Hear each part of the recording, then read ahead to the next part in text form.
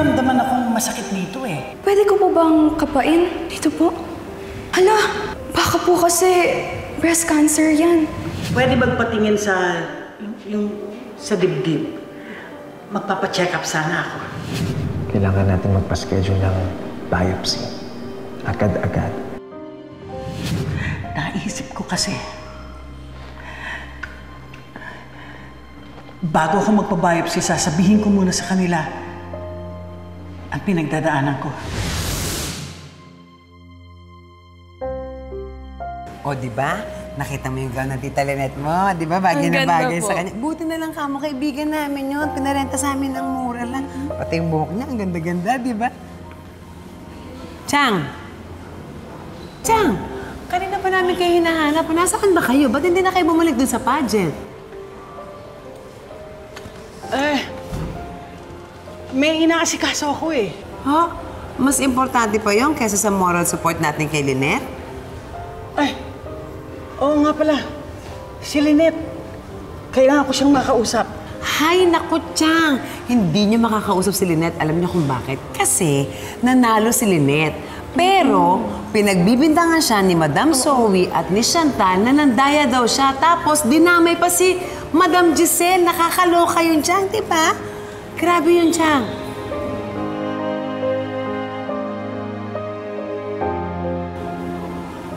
Chang? Okay lang po kayo? Parang ang lalim po ng iniisip niyo. Oo nga, Chang. Parang lutang kayo. Parang yung kaluluwa niyo wala dito sa Apex. Parang yung kaluluwa niyo nandun sa malayong lugar. May problema ho ba? Okay lang ako. Ano ba? Si Lynette? Inaaway ni Chantal? Tara. Puntahan natin. Pupuntahan ko. Ay, nako.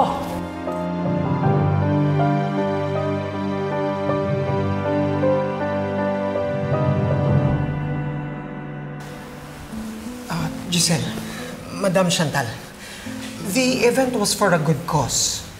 Kaya namang makita tayo ng mga taong nag-aaway dahil sa mga akusasyon na wala namang basehan. I think it's best we fix this in private na lang. I agree with you, Doc Ray. I don't even know why we're wasting so much time listening to this senseless whining of these sore losers. Marami pa tayong dapat pagtuunan ng pansin. Imbis na pakinggan ang mga hirit nitong mga baseless accusations nitong mga to. Giselle, we have all the reasons to whine. Baka mamaya, kakainin mo lahat ng mga sinasabi mo. Oh yeah. I'm shaking in my boots. Really now? And you think natatakot ako? Hindi. Pero dapat lang na matakot ka. Dahil alam mo, at lalong alam na alam ko, na ikaw ang may kagagawan kung bakit nahilo si Morgana. May nakakita sa'yo at sinabi sa akin na nilagyan mo ang inumin ni Morgana a few minutes before she went back on stage. And I'm sure ginawa mo yun para pahiin ang tita ko. Tito Giselle. Nay, anak, wala kaming pinag-usapan ni Ma'am Giselle. Wala kaming planong isabotahe si Morgana. Wala.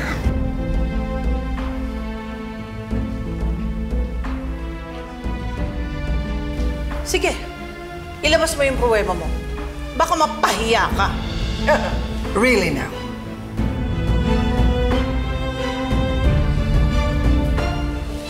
Gusto kong malaman kung anong sasabihin niyo after you watch this.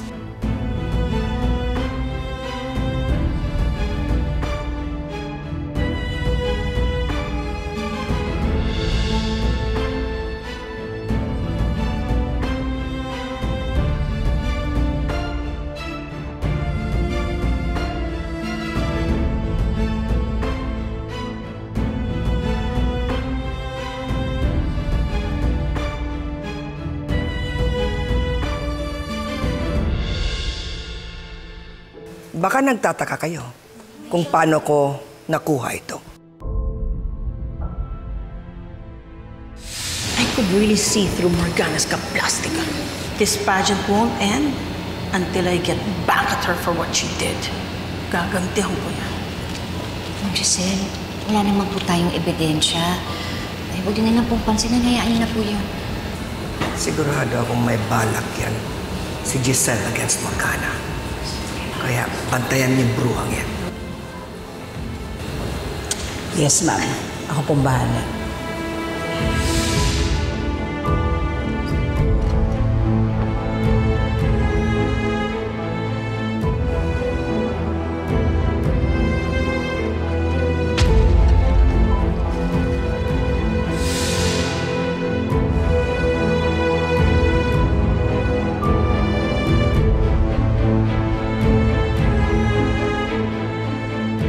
So, who is the big liar now? Giselle, ba't mo nagawa to? Ano? Hindi ka makapagsalita? Kasi huli ka na? Bistado ka na? Anong feeling ng gisahin sa sarili mong mantika, ha? Zoe, stop it. Have some respect. She's still your aunt. No! Respect? She doesn't deserve my respect. You are the freaking CEO of this hospital, pero ikaw ang unang nanabotahe. How can you respect such a manipulative and scheming person? Fine! I did it! Aminin ko na. Ginawa ko yon.